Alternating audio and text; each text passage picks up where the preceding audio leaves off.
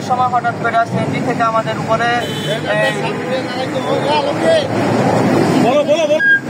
CNG থেকে কয়েকজন বাইকে আমাদের ডাক ছিল। তাই আমাদের সাথে আমার ছোট ভাই আলামিন ছিল, তার কাছে তারা জিএমআই পাম্পে তেল আনতে যাইতেছিল। তো এই সময় তারা দাঁড়ানোর সাথে সাথে অটো আর সিএনজি থেকে তারা হাতুড়ি, তারপরে সিগিয়া দামা এগুলো দিয়ে আমাদের হঠাৎ করে অ্যাটাক করার পরে সবুজের ওইখানেই মানে বাড়ি দিয়ে দাঁত ফালাই দেয়। দাঁত ফালানোর পরে সবুজ করে দেয়।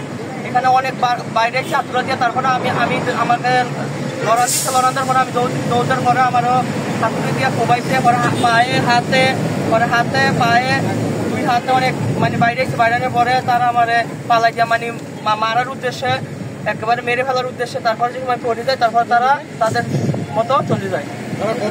তারা আমরা নাম জানতে পারছি, একজন সিটি চালকের নাম ছিল গিয়া সুমন, আর মুন্না ছিল গিয়া প্রধান। মুন্নাই তাদেরকে নিয়ে আসছে, সুমন সিটি চালক আর মুন্না ছিল তাদের সাথে। মুন্নাই সবাইকে মানে ফোন দিয়ে আনছে। আপনি কতদিন হবে অভিযোগ হয়েছে আসামি গ্রেপ্তার করেন? 12 দিনের কাছাকাছি, 15 তারিখের ঘটনা, 15 তারিখের রাত্রে ঘটনা।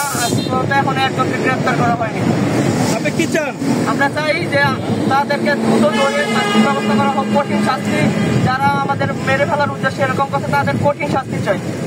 আসামিরা এলাকায় অবস্থান করে এরকম